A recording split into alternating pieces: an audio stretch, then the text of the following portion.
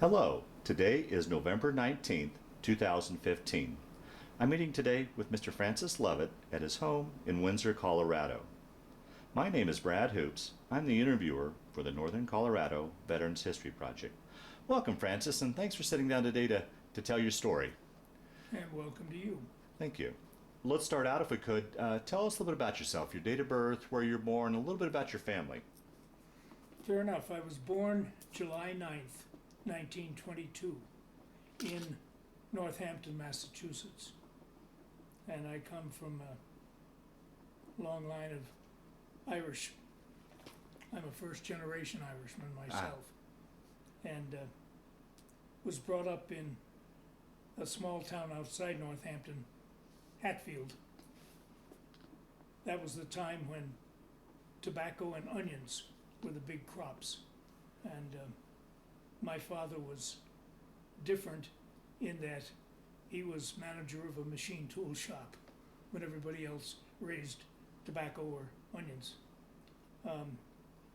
I went through the local schools until high school and then went to Northampton High School. After that, I went to Williston Academy in East Hampton, Mass.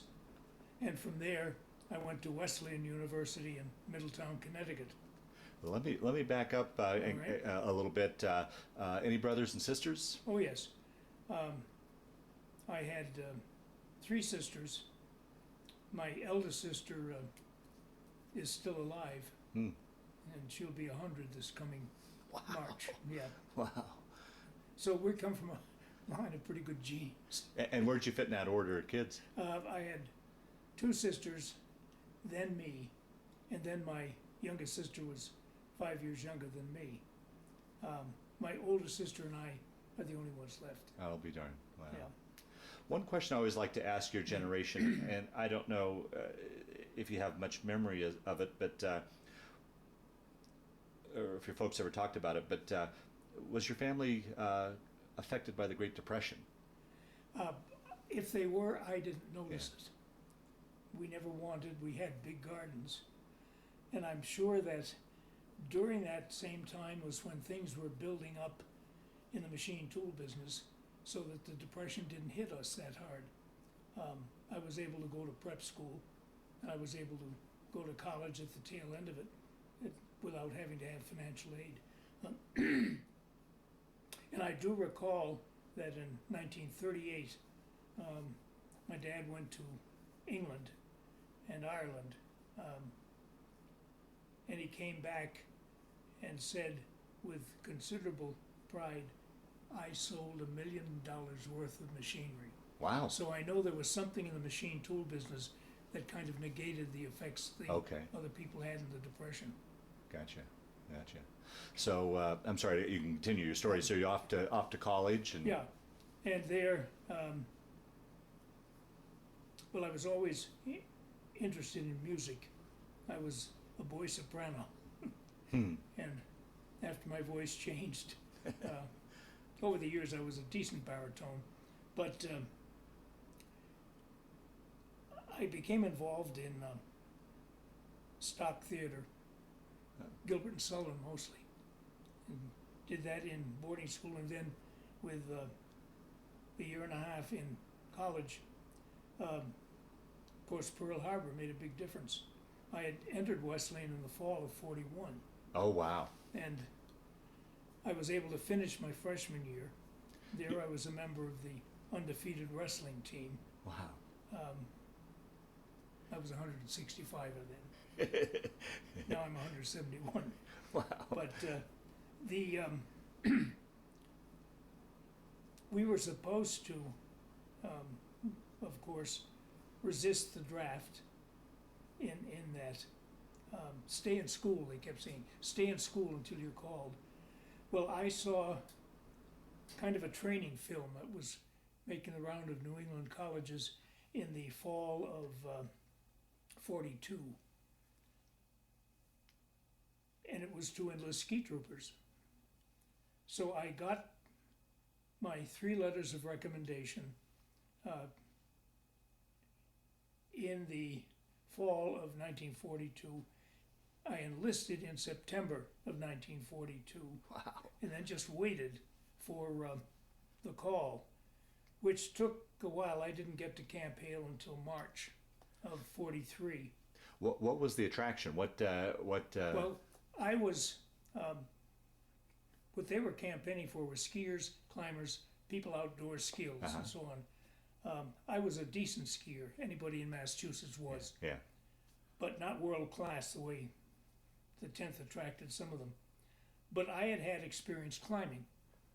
My aunt was an Irish hill walker, and in this country she continued that love she had. And of course, in the Connecticut Valley, the mountains are hills. Yeah. They're old, but they're still, when you're 9 or 10, they're pretty big. Yeah.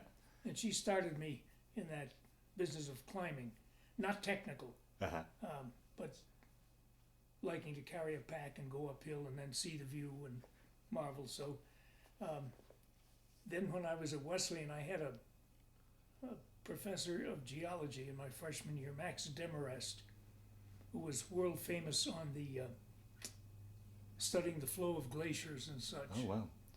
And I did some climbing with him in some of the old quarries in Connecticut, and learned from him some of the technical climbing.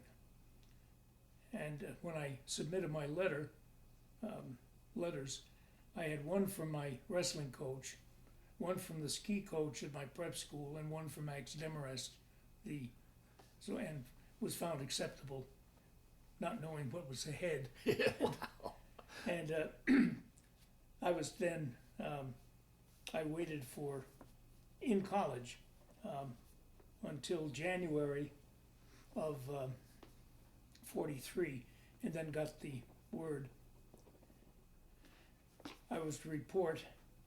I had to go to Devon's, and I wasn't there very long. Everybody seemed to know where I was going, and I wasn't supposed to know, which intrigued me.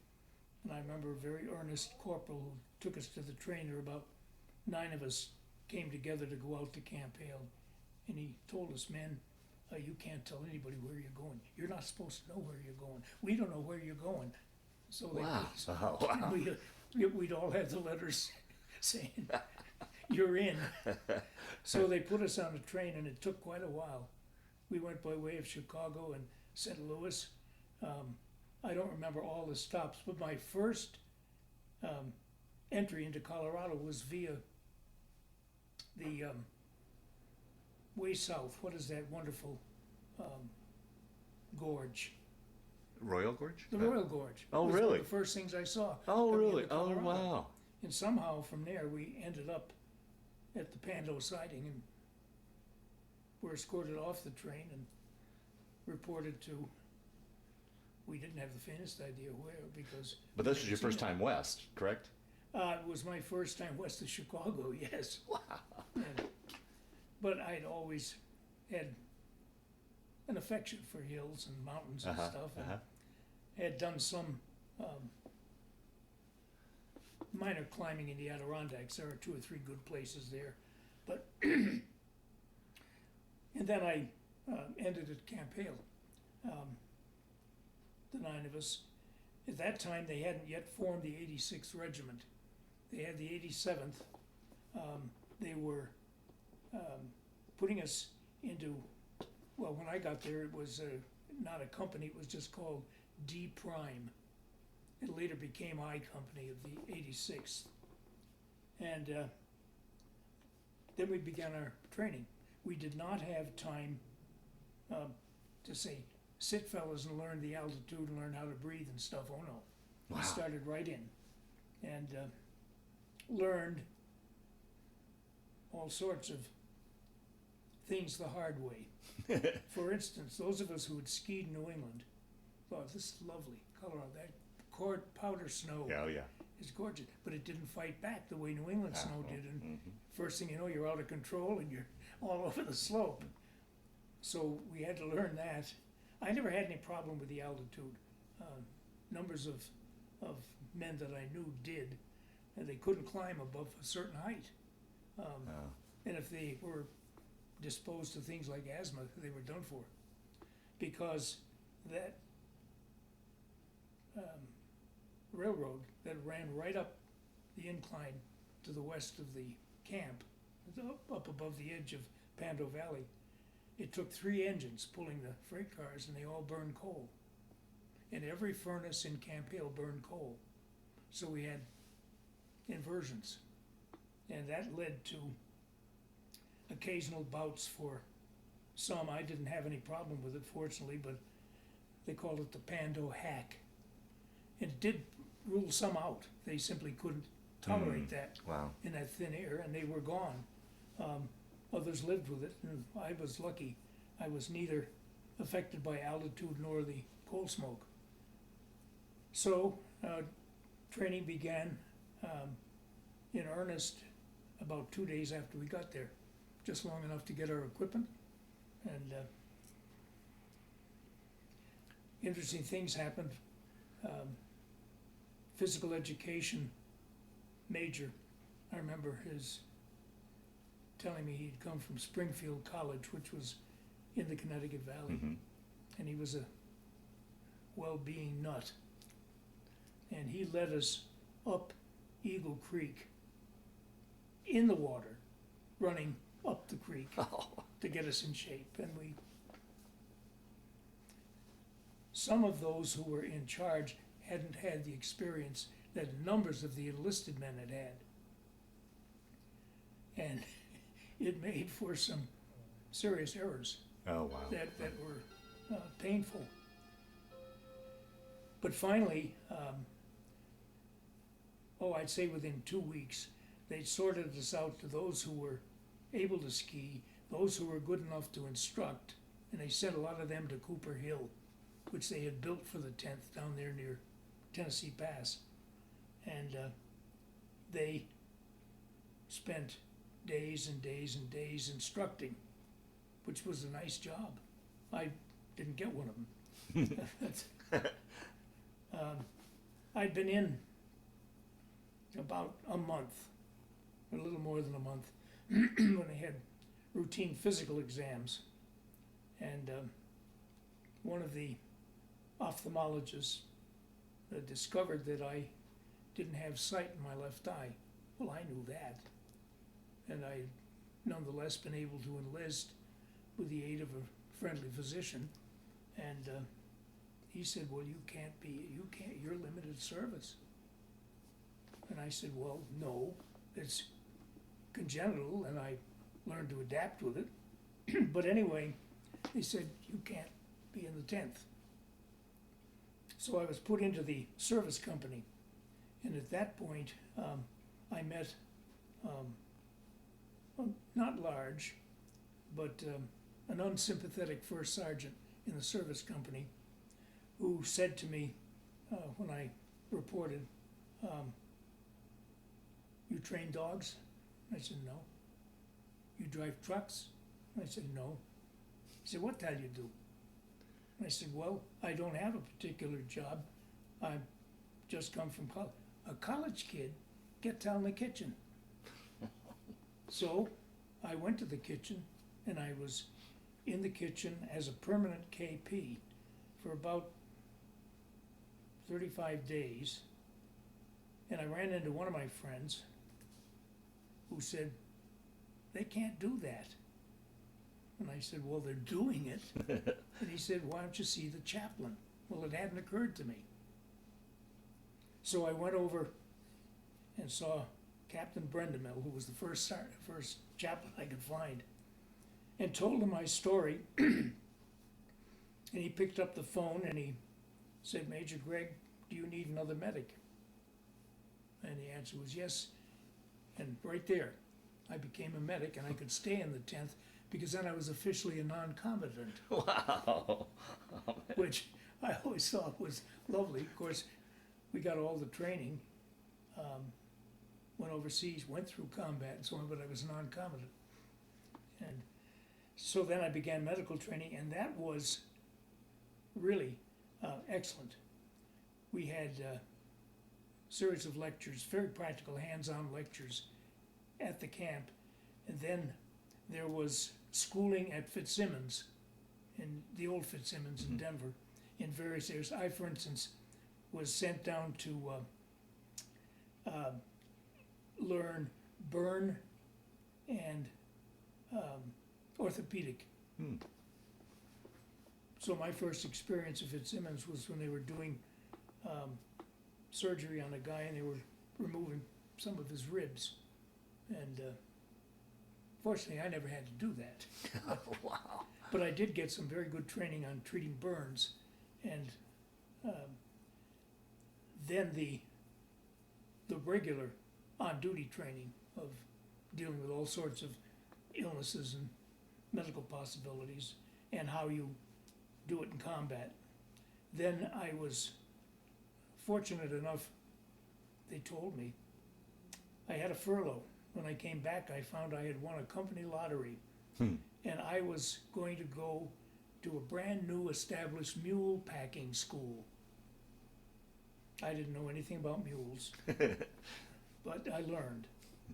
And I went to school and I learned to pack mules and deal with mules and stay out of the way of, they can kick in 4 directions and bite. They didn't often, but there were a few that were bound to make their ways known. But then that was for, I was then qualified to pack the medical equipment, the litters and stuff, when we went into the field, mule and all. That came into practical use later in Italy, but at that time I didn't think it was much of a prize. And there were other efforts that were made at Camp Hale that were tried. They were great for experimenting because they had no experience in the U.S. Army with mountain troops. Yeah. They were learning as they went. And some of the brass was set in their ways, whether it had been cavalry or infantry. This is the way you do it, no matter the altitude, the depth of snow. And so it made for learning experiences for them as well as us. But it was arduous physical training. I swear when I got out of service, I didn't get out of shape for about 20 years. Really? Wow. Wow. Well, I went in, my non-wrestling weight was about 172. And at the end of the first 6 months, I weighed 155. And I was not puny. They simply moved it around. And then I gradually put that back on. Our rucksacks were one of the things that contributed to physical development. We carried about 90 pounds. And we carried it on skis. And we carried it uphill or downhill or whatever. And it included all the regular equipment you had, your extra clothing, underwear, a double down sleeping bag, Primus stove. We worked in twos, so that if I carried the stove, for instance, my partner carried the fuel. If I carried the mountain tent, he carried the pegs and ropes. If I carried the climbing rope, he carried the ice axe. That split it. It was a good idea because it made good twosomes where you learned to trust. Mm-hmm. And it also made it possible for everybody to carry the damn weight. Yeah, right. But it did average about 90 pounds. And they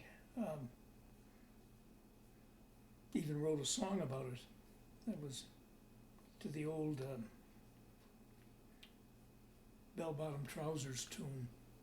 90 pounds of rucksack, a pound of grub or two, and he'll shuss the mountains like his daddy used to do. Only on those military skis you don't shuss. They were wide and stiff and built for cross-country and very controlled down skiing, downhill. And that was frustrating for those of us who knew some other kinds of skiing, but you did it.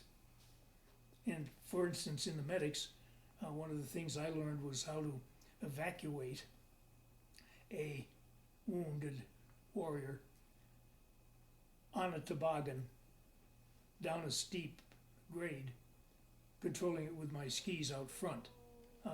That kind of training. Wow. That And the Army didn't have any experienced people that way. We learned as we went. And fortunately, numbers of the officers, after about 3 or 4 months, had been with the 87th, which had formed out at Fort Lewis, worked on Mount Rainier, had been to Kiska in 43 and back. They had experience and had come back from OCS and understood and knew how to do, so that we got things done the way they should. And it was not unusual on a field maneuver to have an enlisted man being the expert and everybody else going along with him. I know when the 87th made an unusual, it's not the only, but they made an unusual winter climb on Mount Rainier. And the expedition was led and directed by Peter Gabriel, who's a corporal. Really? Wow. But he had come from Switzerland and had been running a ski school in New Hampshire, but his profession was guide and mountaineer. And he later became one of my teachers in rock climbing. And I valued his experience. So life at Camp Hale went on, and we had numbers of things that were tried and abandoned. Dogs. We had dogs they wanted to use for messengers, dogs for stringing wire, and sled dogs. And found out that the messenger or wire stringers were good only when there wasn't snow. And we had a lot of snow there. It averaged about 160 some inches a year up at Pandog Gulf. And the dogs couldn't go. And the sled dogs couldn't pull sleds in that depth of snow. And the problem with them was too that they run by instinct, and they run with their mouths open. And so you began to get dogs with frostbitten lungs, and so they gave up the dogs, didn't give up the mules, and they did. I recall, although I was not a witness to it, but I do recall that maybe on Homestake Lake or maybe on Turquoise Lake, but somewhere in the Holy Cross of the Maroon Bells area, they experimented with paraski troopers. Oh, wow. And it didn't work. Yeah. And I know at one point they did make an effort to use gliders to bring in supplies, and that they found updrafts, downdrafts, mountains. That wasn't going to work. So many things were tried and abandoned wisely. But we did have some remarkably good equipment that was on the cusp of what now is common. Our sleeping bags, for instance, were 100% down. We had an inner mummy case and an outer kind of a flat, like a zipper robe around. In that, those two bags, you could sleep out 30 below, 40 below, no problem. Really? And you Wow. didn't sleep in all your clothes. We had what I think was probably the very early experiments with freeze-dried foods, where you just added water, and we had some decent meals in the field that we could prepare ourselves from these packages. There was one experiment with a thing they called pemmican that I remember because I was part of that experiment. It looked like sort of like summer sausage, approximately the diameter of a silver dollar. And the instructions were you took one slice, which was about, I'd say, a quarter-inch thick, 3 times a day. That was your meal. We didn't lose energy, we didn't lose strength, but we did lose weight. And they found out that wasn't going to work, not because it wasn't easy to carry, which it was, and wasn't nourishing, but it was so expensive. And the Army was conscious of expense too. So we had numbers of those. There was a warming piece of equipment you could carry. It looked like a oversized pot holder, probably 8 inches square. And I think it had iron filings in it. All you did was add a little water, manipulate it, and it would produce heat, which you could then put against your back inside your sleeping bag. That was a good thing. We used that for a while, and then it was withdrawn, disappeared. We didn't have those anymore. But clothing, if I started out on a day and I had my long underwear, and on my feet I had a pair of lightweight socks, cotton. Some of the fellows wore silk if they got them from home, but silk was hard to come by. And then over that, wool socks. And over that, either our ski boot or our mountain boot or our shoe pack. And then wool trousers. Sometimes they were ski pants, and they withdrew those after a while, probably decided they were too expensive or perhaps not practical. But wool trousers. Let's see, then over my underwear top I would have a kind of an open mesh sweater, wool. Over that my wool shirt. And what we were doing then, although nobody called it that, layering, which became everybody did. And it worked. Outer garments might have been a mountain jacket, which was a specially cut. It had a balloon back so that you could put it on over your rucksack, like a jacket, and then still fasten it. And that was, I'm not sure what the material was, probably ripstop nylon or something early, windproof, but not warmproof. Then we had a parka, which fell to just below the knees in length, but it had a drawstring so you could tuck it up around the waist if you wanted to. That was reversible. One side was OD, the other side was camouflage white. And when we used the whites, then we pulled on a little pair of whites over all our clothes, looked like pajamas, and drawstring, and supposedly disappeared. The parkas, the first ones we had, were trimmed at the hood with wolverine fur, because wolverine fur in extreme cold does not collect moisture and freeze up and you get big beads of ice around your face. But either wolverines were hard to find or it was too expensive, and eventually it became whatever fur was on there, and it did collect moisture and freeze. And so you didn't, well, you got some great pictures to send home, but and then we had training that I remember with a great deal of pleasure. There was a Norwegian explorer, I think he'd been Arctic explorer, who came to Camp Hale, and he spent some time teaching us how to make snow caves and igloos, and that was great fun. And I found out wonderful things about the snow cave, or we didn't do much with igloos because trying to cut the bricks, you couldn't always get the right kind of snow, but to build into big drifts. But if you took a plumber's candle, once you had the thing dug out to the size you wanted, plumber's candle, and lighted it and just traced around the walls, and it would create a little moisture that immediately froze. And then all of a sudden the plumber's candle would light that place like a 100-watt bulb. Wow. And even generate a little heat. So we had good times with that kind of training. And I was trying to think of the other, well, of course, rock climbing. They had a school in West Virginia. The name of the school I don't remember, but it was something rock, where they sent some people to learn to climb.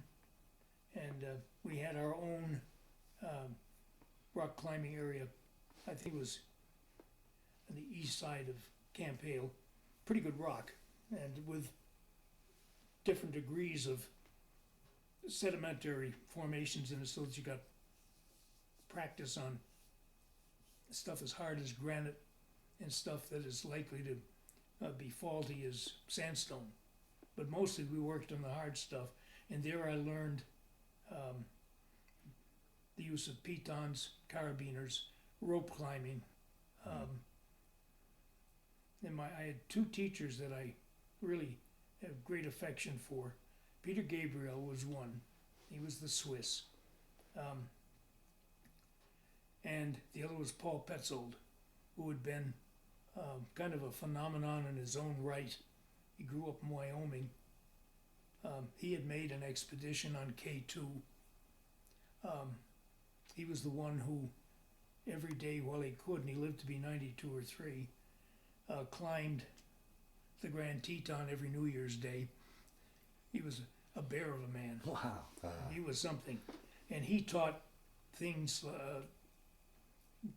that the Army had no manuals for, out of his experience on safety, on removals, on, for instance, he found that I had a value for rock climbing that was a little unique in my platoon. I have a very keen sense of pitch and used to be able to pick pitches out of the air and sing them. Well, I would listen to pitons, and when you drive it in with a hammer, it just tic-tac-ticks, but when it gets to a certain point, the pitch begins to ascend. And when it gets up to a certain pitch, you know it's firm, and then of course you test it. But I could hear the pitons at the point. Paul thought that was very valuable. Wow. So, however, that has very little social value. Carry over. It's a little like my wrestling. After other people entertained a bridge, you can't entertain a wrestling. But we had all those different kinds of training, and at the same time, I never got to Leadville more than twice because it was off limits most of the time. And I did go frequently to Glenwood Springs when I'd have a weekend pass. And there were people there who were very kind. And one family in particular, I remember the Woods, who took in 3 or 4 of us when we came there, and we always ate well and got to dance with the daughters and that kind of thing. They were fine people.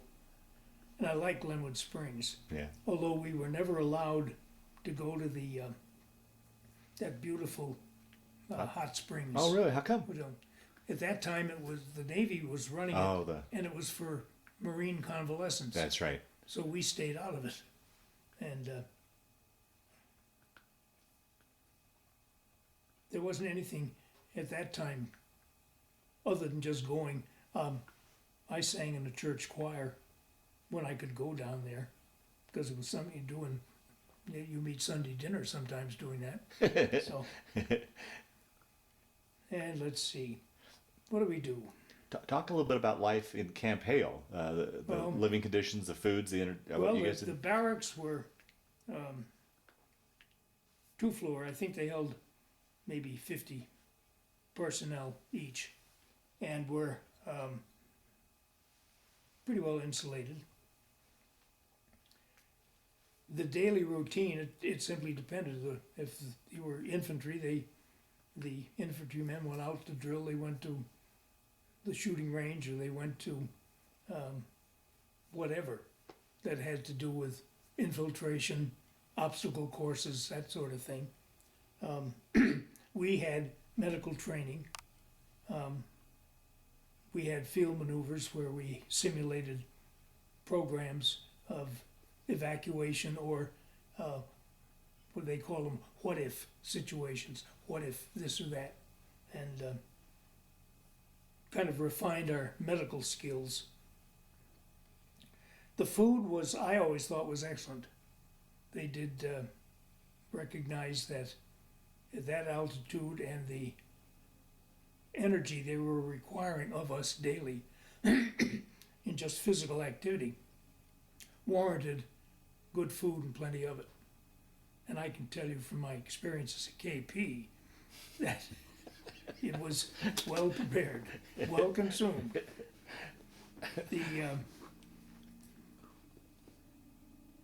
I don't know much about what went on in certainly not in the Officers Club nor the NCOs clubs. The PXs, we could go and have 3.2 beer, which can be effective at 9,200 feet. Right, yeah. And they had movies, and occasional shows came. I know that at the field house, we had for a very brief time, we had a well-known boxer who was, claim to fame was that he had gone 15 rounds with Lewis. Huh. And Lewis hadn't caught him. His name was Bob Pastor. And I expect he's probably still somewhere in the internet if you look him up. But he found that, I don't know how he got there to start with, but he found that the routine at Camp Hale did not appeal. And somehow he managed to get himself transferred at Flatland somewhere in special service. But we used to play a trick on him. When you fall out in the morning for reveille, and they have present arms and so on, and order arms, were at that time, they were training with Springfields with a bold action, and somebody would tip the flag up on his rifle. When it came to throw it right into the snow or the dirt, and he never caught on. He was apparently a very skillful defensive boxer, but not a lot else. But I know he gave boxing lessons.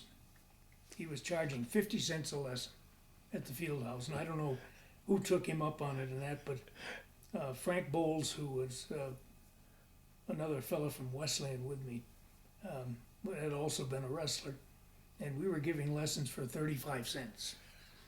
And one night I was waiting for Frank to show up, and Pastor came out and he saw me. I was sitting there, and I had on my shoes that were made for that time for wrestling on canvas. It was before they had the nylon covers. And he looked at me, he said, "You fight in Holyoke?"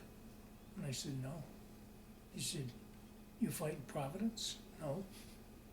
And he asked me some other place, and he said, "Well, where'd you fight?" I said, "I didn't, I'm a wrestler." He looked at me and he said, "A wrestler?" And he turned around and stalked off. I suppose he had visions of Gorgeous George or something. Yeah. So life was not all grim at Camp Hale, but it was very serious training, and it went on, and it went on, and there was just before I got there in 43, they had tried a maneuver to see how the troops would perform in extreme weather conditions. And they went out to Homestake Peak and Homestake Lake area and got into all sorts of difficulties because the snow was deep. Numbers of the men that they took had been in camp only a few days, weren't in physical condition to do it. The weather was brutal. Excuse me. And the officers were regular Army, and they simply didn't understand. And so they tried things. Well, one of the wonderful things that happened was that they had somebody from the War Department and Minnie Dole, who had been the reason behind and the moving force behind our ever having a 10th Mountain Division. I don't know if you've heard of Minnie or not. Well, he was at that too, to see. And at one point, where the officers were sleeping in tents and the men were out in the weather,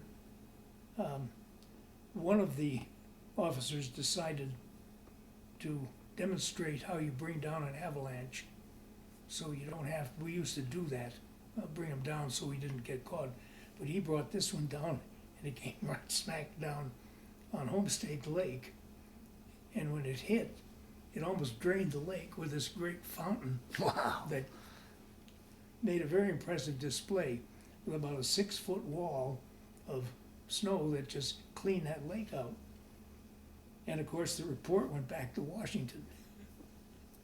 And I think they began to pay attention to the fact that you couldn't just take an old cavalryman or some man and say, okay, you're now in charge of the mountain troops. But the next year, in '44, we went on a 6-week field maneuver. It was called D Series. And it was war games, and it was in the high country. We were up at 13,000 feet, working all sorts of problems in communication, in transportation, in evacuation, in attack, in guerrilla tactics. It went 6 weeks. I remember that. I think it was March, April of '44. But during that maneuver, we had one of the worst blizzards they'd had in years, and it went on for a couple of days. Well, the maneuvers didn't end, because supposing that happened.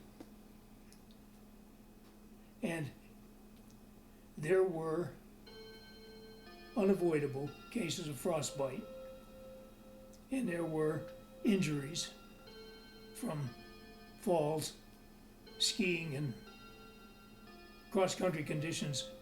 Catch a ski in a deadfall, it knocks you flat. And one of the difficulties in the 10th was at that point you couldn't get out of your ski. They didn't have release bindings. And if the ski stayed and you didn't, it ended up with a lot of spiral fractures. And so we had some that had to be evacuated because of injury. But we survived the 6 weeks, and there were numbers of the fellows who had been through that who considered anybody who had been through D series, and didn't think it worse than combat, hadn't really been there. And I could see his point. The only difference was in combat, we didn't have a blizzard. And in D series, nobody was shooting at us, just over us. And there was a little friendly fire casualty occasionally too. But then, I think it was late June '44, we were all recovered from D series and talking about, yes, we survived. We suddenly were packed up and sent to Texas, Camp Swift, which I found deplorable. You come to the situation where you'd left that altitude and were zipped down by train and supposed to go on 25-mile marches and stuff in July heat. Oh. At that point, I think they were under the mistaken idea that salt was the answer, so you had to take salt tablets. Years later, I learned, don't do that, it'll kill you. But we were there about 5 months, I think. But in that time, I ended up in the hospital because I had a chronic dislocation of the right shoulder that I got originally wrestling and hadn't thought much about it. And over time, it got pretty loose. And when I, last time at Hale, when I was coming downhill and I caught a ski pole, I think it was on some kind of a juniper growth or something, caught the ski pole and pulled my arm out. They decided in Texas they'd repair it. So I went into the hospital and they did what they call a Nicola suspension, which involved drilling through the head of the humerus and taking tendon from the back and splicing it to the biceps tendon so that your arm couldn't come out again, and it's worked. It's Really? never come out again. Wow. But it left me with some restricted motion. But while I was in there, everybody got ready to go overseas. And I was released, but the 86th had just started to train out, so I was reassigned to the 85th and went overseas with the 2nd Battalion of the 85th Regiment. And we went on the, I think it was the West Point, but I know it had been a passenger ship. And it was fast enough, if I remember the stories, it was fast enough that it outstripped any of the covering protective ships in the Navy. So we spent 9 days from Patrick Henry, Virginia, to Naples, just tacking around all by ourselves. And how was that trip for you personally? Did you get your sea legs, or how was the travel? Yeah, I never had any problem with No? it, but Is that there were right? those who suffered. Oh, yeah. The thing that I found most inhumane was that everything was on a 24-hour cycle. And you went to breakfast when your time came. And if breakfast happened to be at 2 in the afternoon, which meant that lunch came at 6 and supper came at 10, that's what you did, or you didn't eat. And the one thing I found unsettling, and others found really upsetting, was on this long shelf where you lined up and they were putting stuff in your mess gear. As the ship did this and the mess gear shifted, well, you didn't know exactly what was going to be in your next spoonful or whose it was going to be. So you waited, and it came back and you ate what was in front of you. And I always thought that was terrible of the Navy to do that. But we survived. And on board ship we had lectures in close quarters and some music. There was a young lieutenant that I never saw again after we left, but he played clarinet with Woody Herman, and so he entertained us. And there was, of course, the perpetual floating crap and poker games. When we got to Naples, that was off limits.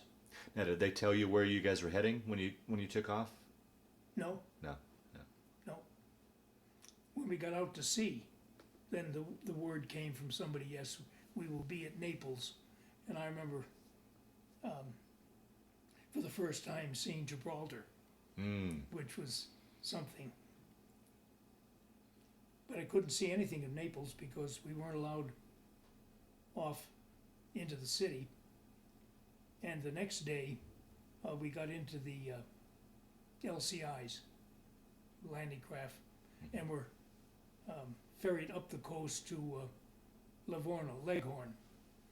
And getting off there, we then went in and either by truck or on foot to a round piece of, not far from Florence, some of the smaller towns, Gavignana, Castigliano, Viticciatico, those areas in the vicinity of what became our battlegrounds. And that was January.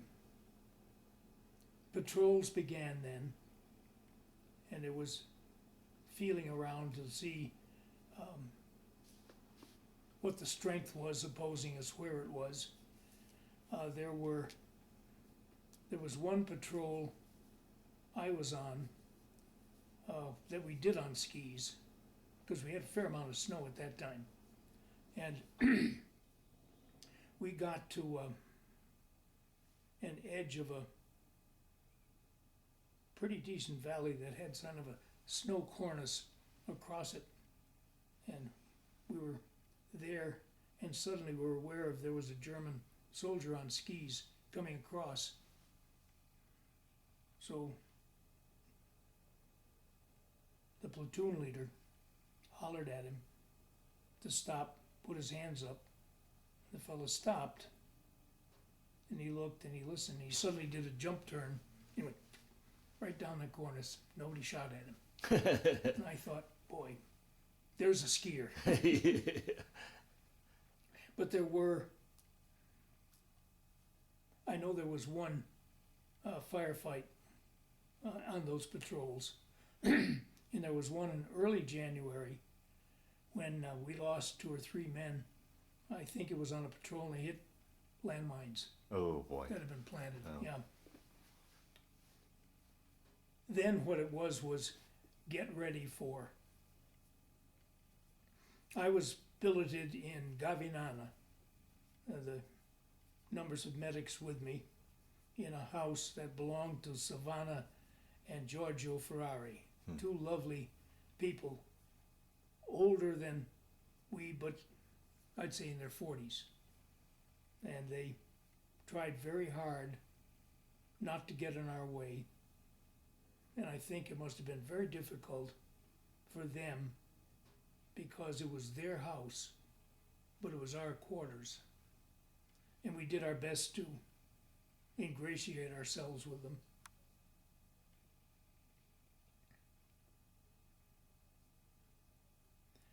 And from there,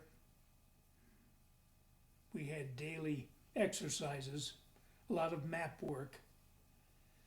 And I don't remember any specific incidents after the patrol I was on until February, early February, when they began to plan the attack on Mount Belvedere, which was the highest in the area. Now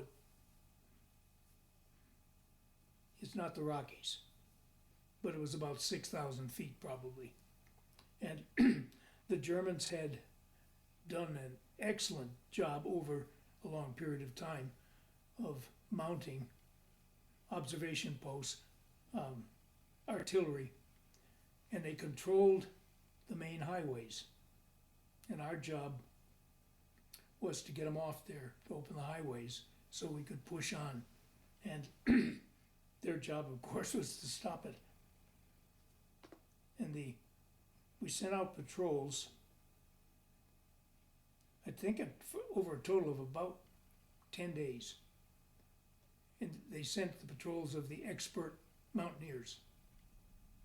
And they found 5 possible ascent routes on about a 3-mile series of ridges that the Germans controlled, and it was called Riva Ridge.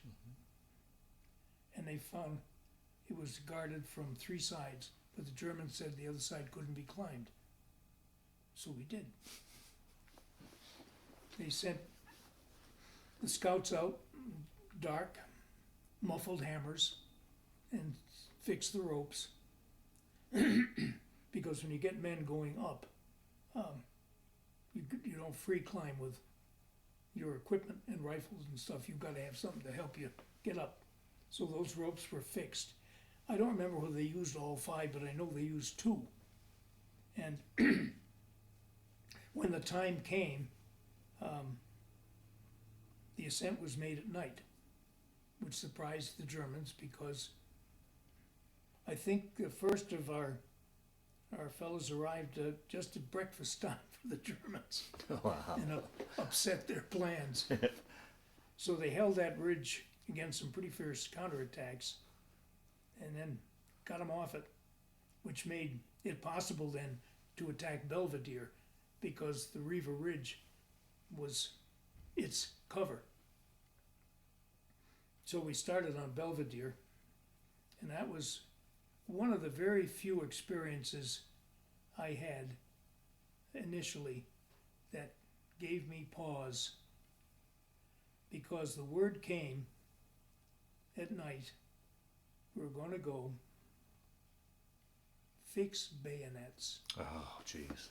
No ammunition. They didn't want anybody shot or shooting for sound or flash. So we went up in the dark. And of course, when we got to the top, there was shooting. and that battle went on. We had the mountain within 24 hours, and that's where I had a real introduction to combat medics, because there were a lot of casualties. Now, as a medic, did you carry a weapon? No, Okay, yeah. no, I carried a card issued by the Geneva Convention that had my picture and the fact that I was a non-combatant. A lot of good that did you. Yeah. Yeah. I had, of course, the regulation helmet, but on it, on each side, was a big red cross. And on my right arm, right above the heart, I wore a brassard with a big red cross. Made good targets. that always, the logic eluded me, Yeah. that Yeah, business. But no, I did not carry a weapon, but I did. I had an entrenching tool for digging foxholes, and it was one of the ones that collapsed. And if I unscrewed, I could flatten the blade. Well, if I held it at right angles and tightened that thing down as hard as I could, I had a weapon. And I envisioned myself having to use it and deciding, shall I do a frontal lobotomy or what? But I didn't. After you, I had close contact with numbers of Germans, but I did not belt anybody with a shovel, but I would have if I had to. So we attacked Belvedere, and that began that long series of February, March, and then the big campaign in April was take a hill, take a hill, take a hill, all the way to the Po Valley, across the Po, then up toward the Alps, because by that time the Germans were in full flight, and they wanted to get out to Austria. And our job was get to the Brenner Pass, or the other one going to Villach and Klagenfurt, I don't remember the name of the pass, to keep them. So the war went on. I never missed a firefight, although I was sent back after Belvedere. I got hurt on Belvedere, and I'm not exactly sure how, but the shoulder was still pretty new, and I think I was either blown up or tripped or something and landed in such a way that I thought I had damaged it, and they sent me down to wherever in a field station and decided that they weren't going to do any more repair, but that I would, here we go again, limited service. You can't go back. And that didn't appeal to me. I hadn't missed anything, and I thought if I go back, I'll end up in someplace I won't like, of inactivity. So I left. Wow. And I got myself a ride with a 92nd Infantry guy who was truck driving back up, and hitchhiked my way back up and joined my company. So technically you're AWOL. Yeah, but they never bothered to report it because they knew where I was going. Yeah. I wasn't Yeah. running away. Yeah. Well, I got back, and a splendid doctor that was with the 2nd Battalion, 85th, Paul Gaffney, who later became kind of a medical legend in Pittsburgh for his remarkable humane practice. But I'd had a little dealing with him, and for some reason we got along, I think probably because he was almost as Irish as I am. But we got back and I reported, and he said, "Lovett, you're crazy." But I had gotten back on the eve of the next push. So off we went. And there we had an interesting time, Gaffney and I. I had had an experience earlier in March where we were near San Cristoforo and had occupied what had been a church and a churchyard area. I was at that time assigned to F Company in the 85th and had been going with them through the combat. And while we were there, a woman came down out of the hills and said that her son had stepped on a mine. She called him mio bambino, so I thought it was a little kid. And could we help? So the lieutenant gave me permission to go with her. And I thought it was just up the road. Well, it went a long way. And I began to see wire that wasn't Allied colored wire. Oh, geez. And I was behind the lines and didn't know it. And we got a couple of miles. She stopped at the top of a ridge, and down below I could see a house. And she said to me, "Due Tedeschi," 2 Germans. So what am I going to do? I went down, and the boy was not a bambino. He was a good-sized boy. And then the 2 Germans were there. One was a rifleman, the other was a medic.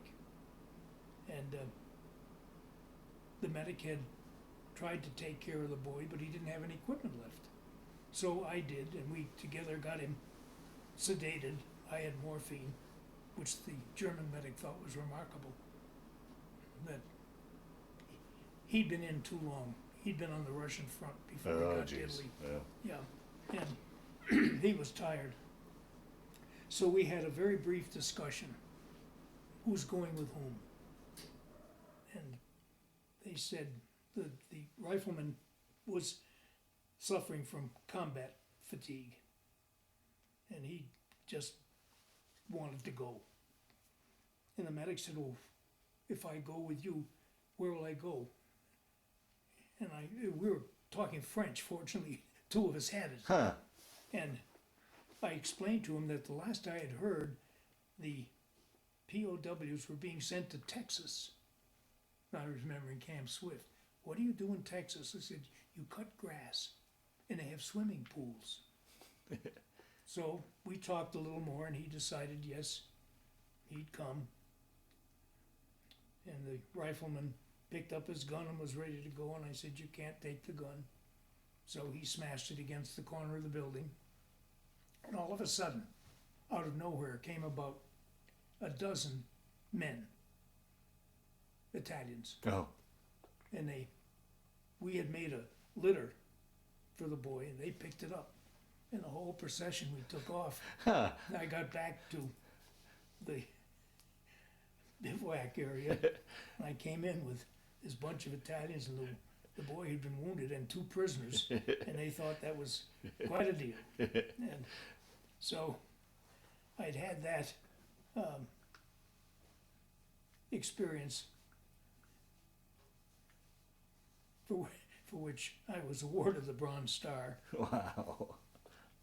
But then, when I got back after that brief hospital stay, and Gaffney and I were given a map and told to set up an aid station front line. And we found the building, and we're going for it, and I noticed little strange things in the grass, and it was tripwires. So it was mined, but there were evidences of regular passage from where we had come on to that building. And I thought, well, maybe they mined it as they were leaving, or maybe it's. So I told Gaffney, I said, I'll go. "Well, no, I'll go with you." And I said, "Captain, you're the doctor." And they said, "If they blow me up, you're still the doctor. If they blow you up, they're stuck with me." And I said, we just won't argue the point. So he said to me, "Lovett, you're crazy." And I got down on my stomach and took off my glasses, because I saw very well at close range. And as I went through, I could find they had laid out a minefield, but there was a passage through it, and I could see it. So I got us through it and into the building, where we began immediately to get the casualties coming back. So we set that up and treated the casualties. And while I was working my way through the mine layout, I was being sniped. Oh, And jeez. which, you know, all I could think of at the time was, he doesn't even know my name. And, but either he was not a good shot, or I was lucky. But we lasted through the whole firefight. Took a lot of wounded. Had to make choices that you don't like to make about who's going to die first, so he gets treated last. Those are not good choices. Oh, boy, yeah. But after that, I found out after I was out of service and back in college that Gaffney had put me in and I had another Bronze Star. Oh, really? Oh, wow. They called me up from Hartford to see did I want to come. And I said, I've got one. It took me a while to realize they were talking about another one.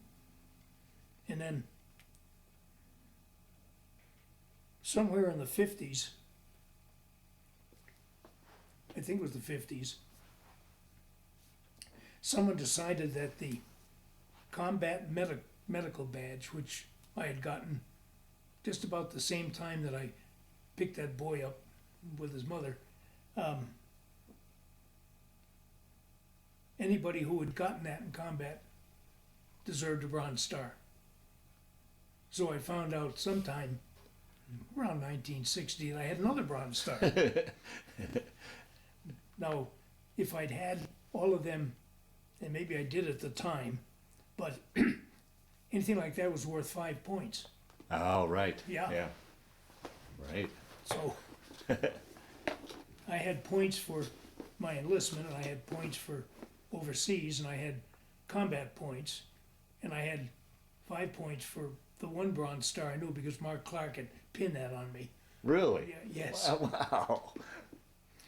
Which reminds me of another raffle I won while we were there. After the war was over, I won a raffle and I got a flight over to the area we had fought through and down over Rome and back, and I was airsick all the way.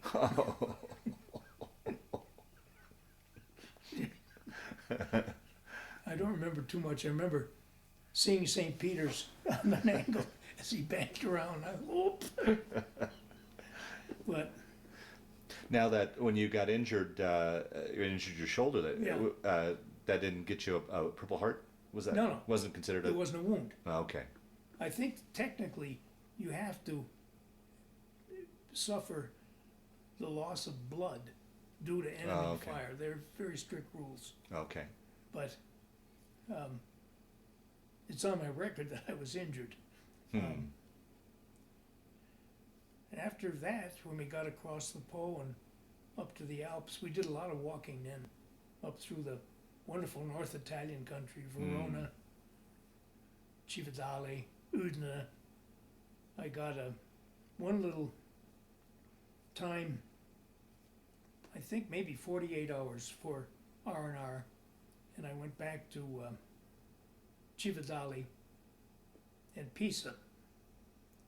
And I went to look at the Tower of Pisa and found it was open, and there were stairs, and I climbed it. Wow. Up to the top. And of course, you know what I found at the top? Kilroy was here. I thought, that with just a narrow spiral staircase up and up. So we did have some nice leisure time too. I loved Venice, and was told very early by the first gondolier, because I had to ride the Grand Canal, don't put your hand in the water. Things float. But one of the scenes I'll never forget, the pigeons in St. Mark's Square were a cloud.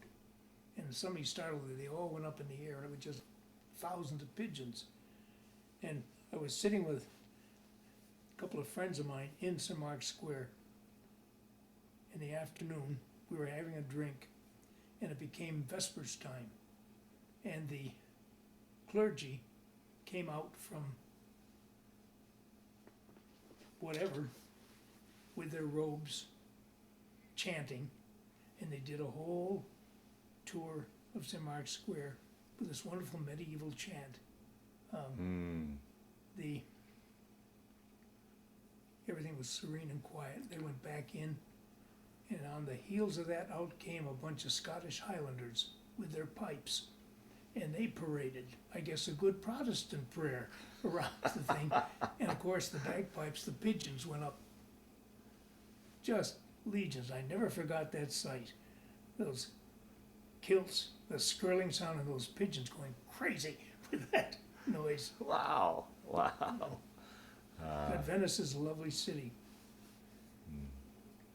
And eventually I ended at Lago di Garda, where Mussolini had had his summer home.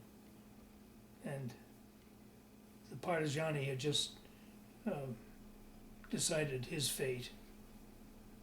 So we were not allowed into Milano. And we stayed at Garda. The last of the fighting was there. That was nasty fighting. Because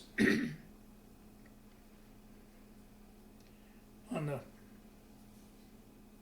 east side of the lake, maybe the west side, there were tunnels that some of the troops had to go through to get around the lake to, on the other side, were the hotels and the villas and such. And the Germans had rigged an 88 down the tunnel. Oh, jeez. And so that was pretty bad. So they started ferrying, and they took the ducks and went around close to the shore and around to get the troops up where they could keep pushing the Germans toward the Alps. And unfortunately, one of those ducks was hit, and I think there were 20 some odd guys drowned. One escaped. And just, I'd say within the last year, maybe two, they found that duck at the bottom of Lake Garda. And I don't know if they ever recovered any of the remains, because things had moved with currents and sand and things, but I know it's been found. Oh, wow. Yeah, that would make another story. Yeah. But then the push from there became faster and faster because the Germans were desperate to get out. And all of a sudden came the surrender. 3 days before VE Day. And then our job became, what do we do with 15,000 odd? They've got to get them out of here, process them, and another little political consideration then was we were close to the Austrian border, Yugoslav border, and Tito's boys were beginning to make their moves for land grab. So I was sent with the 2nd Battalion squad, there were about 40 of us, by night into Trieste. And was just to let the Yugoslav Red Star boys know you don't. There was no hostility. And they maneuvered around that for several days, and finally Tito withdrew his ambitions to take Trieste and other areas. Wow. And then when the war was really over, we ended up with a ski meet. Oh, really? Yeah. Yeah. Up at, not Villacher Klagenfurt, but up one of the Austrian runs. And it was won appropriately by Walter Prager, who was a champion skier. And then they began to ship us home, and we went home in segments. Now, was there any thought of transferring the 10th over to the Pacific Theater, or was that? Yes, we had been told that when we all got back, we would regroup, and then we were going to the invasion of Japan. Oh, boy. And they talked about the Manchurian Alps. But on the way home, I think literally just as we got to Patrick Henry, the A-bomb was used. And we found no reason to go, so they shipped us to Camp Carson and gave us 30 days leave. At the end of 30 days, I went back to Carson and was given another 30 days. They were disbanding the outfit, and they broke it up late November, and I was discharged around the 10th of December or so from Fort Logan, and worked my way home slowly. I stopped in New York, for instance, at not Brooks Brothers, another place to have a suit made, a civilian suit. Then I got back home. Of course, I went back to Fort Devens, and I guess my folks had been keeping track of the arrivals, because they published in the paper who was coming in when. And I had been transferred from the 85th into the 10th Special Troops medics. And we came home, I'm pretty sure there were a bunch of other infantry, not 10th Mountain, with us, the 88th or one of those, 34th, one of them.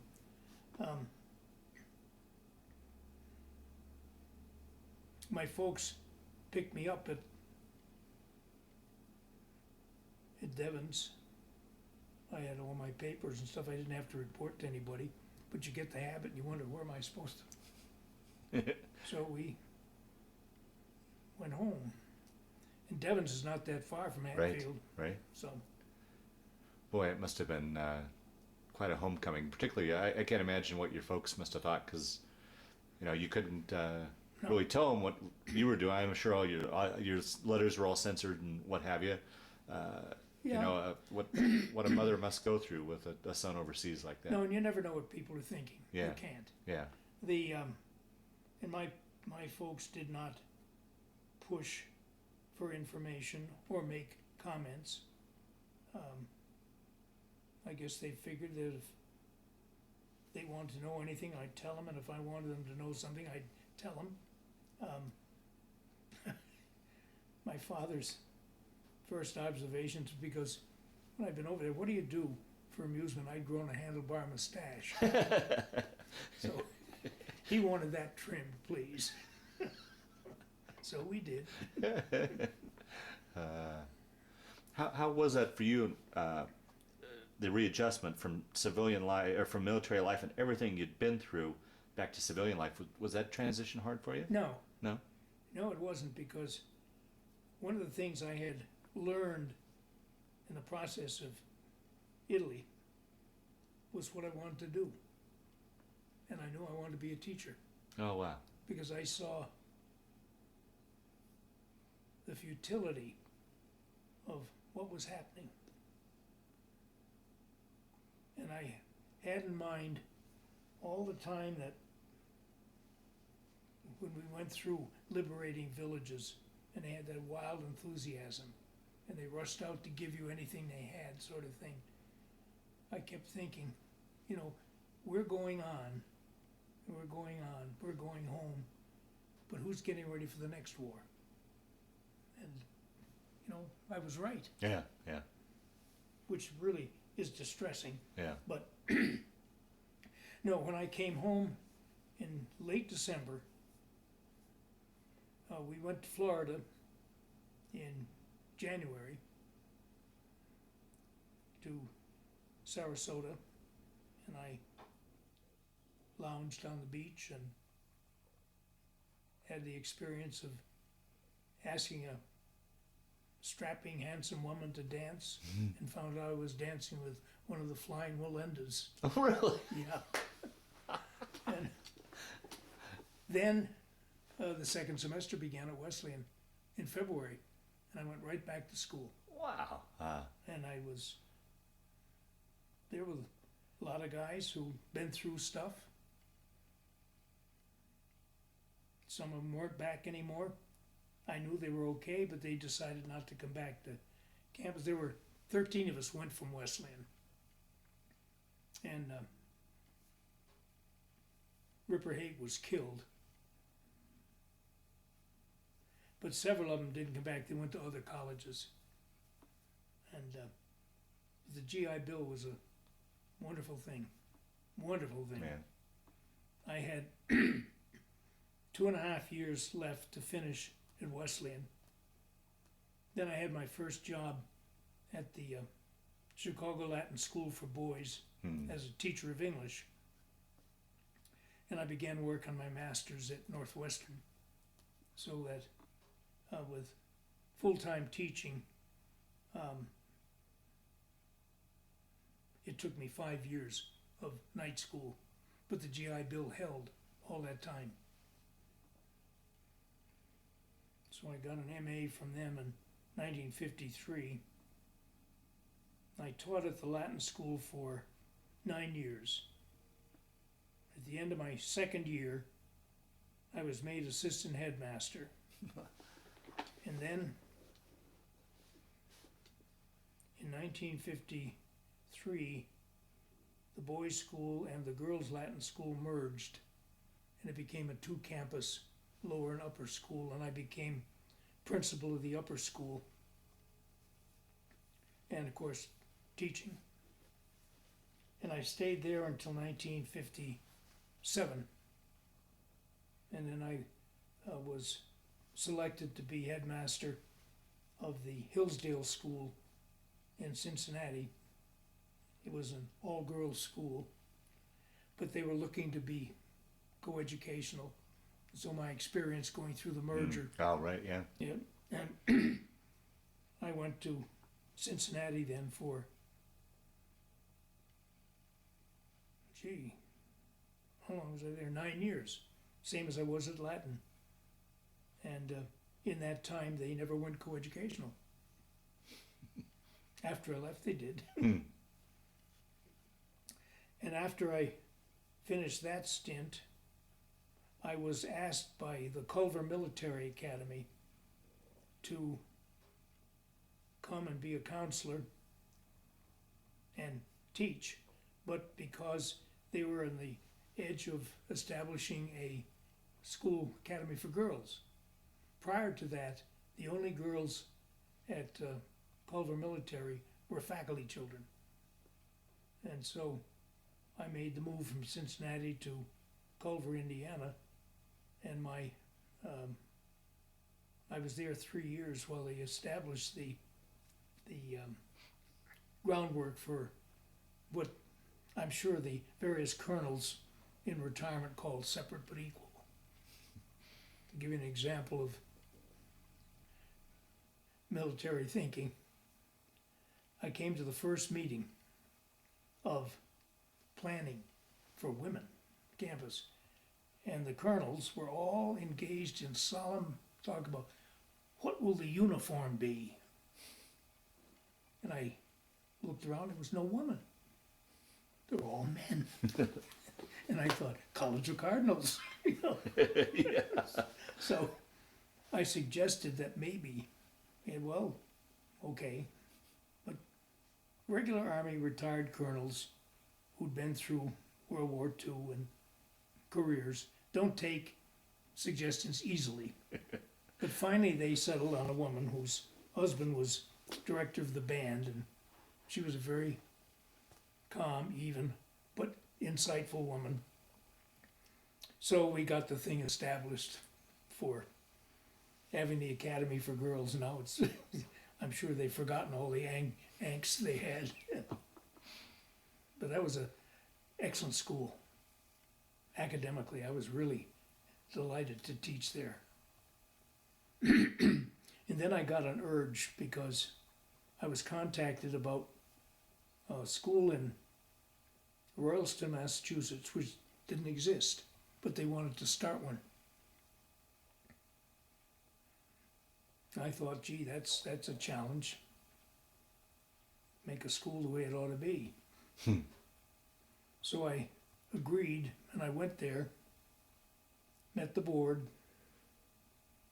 wonderful visionary woman who wanted to do this. The board, who was sure it was going to be a great success, and they gave lots of applause and lots of commendations and no money. And 69, 70 was a year when the stock market went. So I couldn't raise, and I didn't sign on to be a money raiser.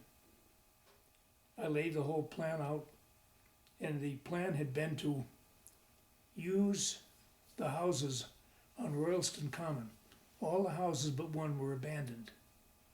It was a beautiful, beautiful New England setting, but it had died. People didn't want factory for buggy whips and potash, and just over the years it had declined. There were these wonderful old federal, colonial, post-colonial houses falling into their own cellar holes. So my idea was, well, the school would justify the restoration, and the restoration would make possible the quarters for classes and dormitories and stuff. So I gave it 2 years, and I did get some money from an educational foundation, but at the end of 2 years I could see I was going nowhere, so I had to leave. And then I went to Bethlehem, Pennsylvania, where the two very old schools wanted to merge. The Moravian Seminary for Women and the Moravian Academy, which was coeducational, two-campus thing, and they wanted to make one school of it. And that was an interesting experience. I spent a couple of years there.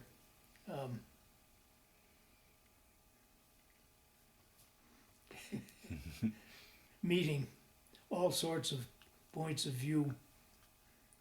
Most of the arguments I got were, there were 2 points to this argument, my side and the wrong side. And you get that. But I did get the upper school established on what had been the female seminary campus, and the downtown school coeducational was in the old buildings, because the Moravians didn't build anything that wasn't going to last. And I found it a very interesting community. They were not inclined to spend money, but when they did, they spent it so that they'd get their money's worth. And some of the buildings had been around since 1700 and something, and they were solid. So I got that going in about 2 years, and I got a call from Duluth, Minnesota.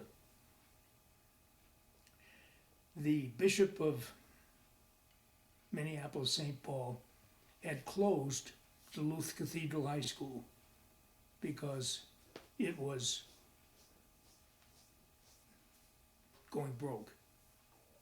The high school was in a building that was only about 5 years old. Excellent plant. Had a whole bunch of people who were used to paying tuition of about $300 a year. But it had been run as a Catholic school. So I came there, and the mandate was from the business people who formed the board, we want an all-faith school. So fine. So I came, and I did, in the first year, I managed to get 4 chaplains. I had Michael Lyons from County Mayo in Ireland. Young priest, good tenor, good musician, and a good sense of humor. And I had John Sanders, a young fellow who was a Baptist minister with a very relaxed attitude. I had Harold Stoa, who had succeeded in merging the 2 Lutheran communities in Duluth, the Missouri Synod and the whatever the other one was, which people said was remarkable, and Rabbi Gelbart. And he was the first one. I recruited the first one who said yes. So we had that, and we had a non-denominational school with the student population about 96% Roman Catholic, which meant that the parish priests still figured they owned the curriculum, and they didn't. And St. Scholastica College figured this was the time to move, and I think they were thinking in terms of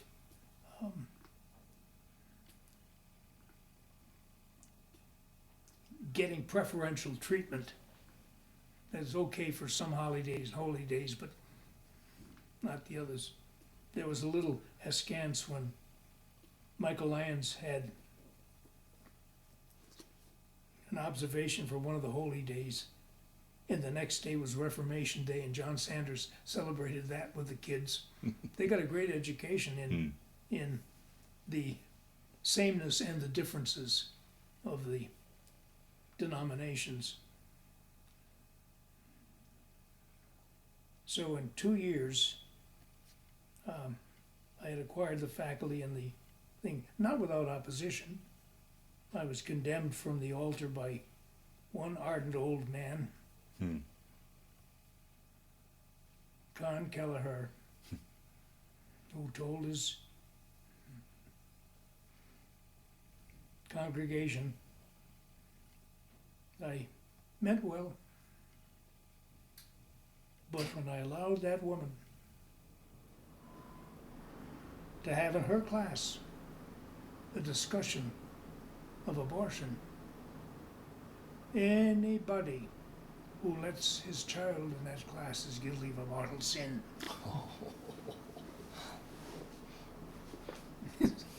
So I went to see him, and he was right in his own mind. I couldn't argue with him. But there were 2 points, and he said, there aren't. And he said, what you don't understand, my boy, is that when the bishop closed that school, he didn't close the debt. And every parish here is paying $10,000 a month on the mortgage. And yet we have no say in what will be taught. I said, Father, I can't fault that, but I didn't come here with the knowledge of your debt, and I wouldn't change what I'm trying to do because, I said, you take that up with the bishop. Well, the bishop was on the board of trustees, so it never went anywhere, but we got the school going, and then I ran afoul of one trustee.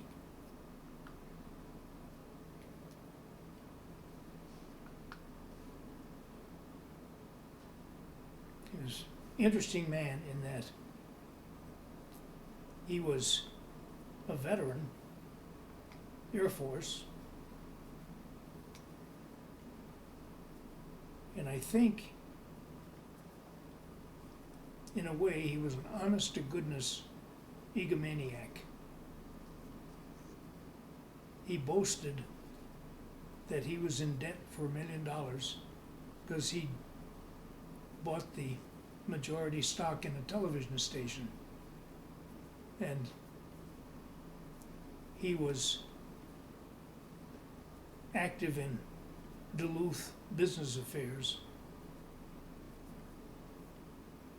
But at the end of 2 years, he came in one day and told me they didn't need me anymore. I said,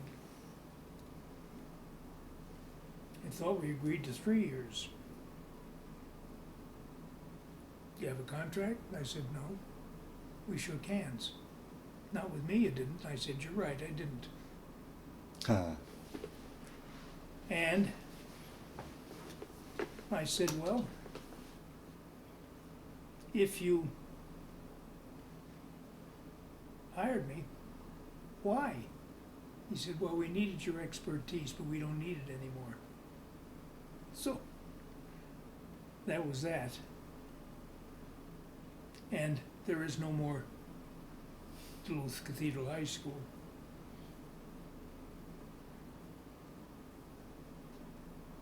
And I don't know whether it slipped back into the aegis of the church or not. But it was interesting experiment, and it gave me another perspective on doing business with religious groups, Moravians or established churches of any kind. That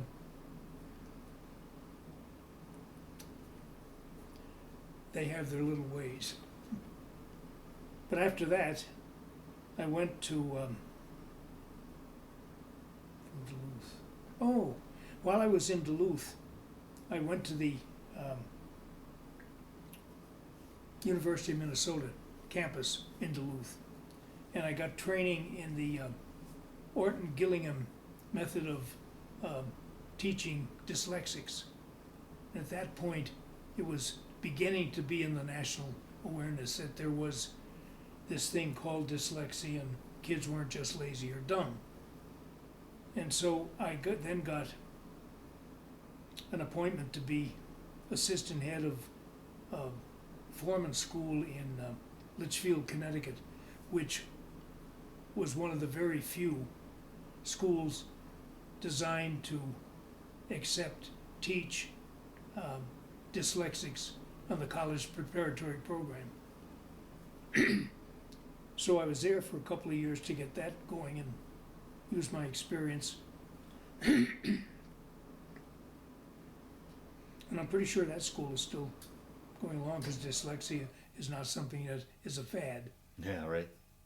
And then I went to the university school in Milwaukee, and I was there 7 years as teacher and head of the upper school, director of curriculum, and I retired from there in 1986.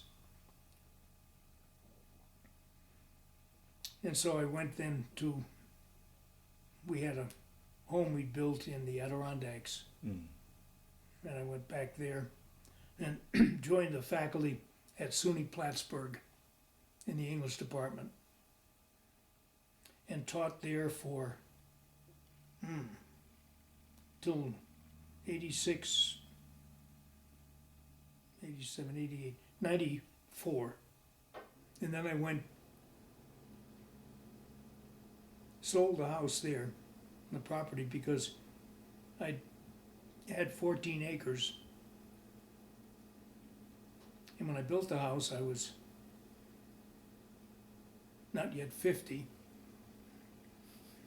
And I could see certain disadvantages, like mowing, and when I realized that the best medical facilities were in Burlington, Vermont, and that meant you go out by helicopter, I began to think seriously that there might be another way to life. So we moved to Waverly, Ohio, to a community called the Bristol Village. It's a retirement center, and stayed there about 10 years. At that time, I was on the faculty at Ohio University. And see, over the years while I'd been teaching, I'd also been following my own particular academic interests, which was in early and medieval Irish literature. Oh, wow. And the Celtic studies. So I got a master's from the University College Dublin in 1984. And that allowed me some fun in teaching. And again, like some of the other things I followed, very little carryover value in terms of cash when you quit the profession. But I taught at Ohio U until 2000. And then I came back from a trip to Greece, and we'd then gone to Ireland again, and was told I was too hard to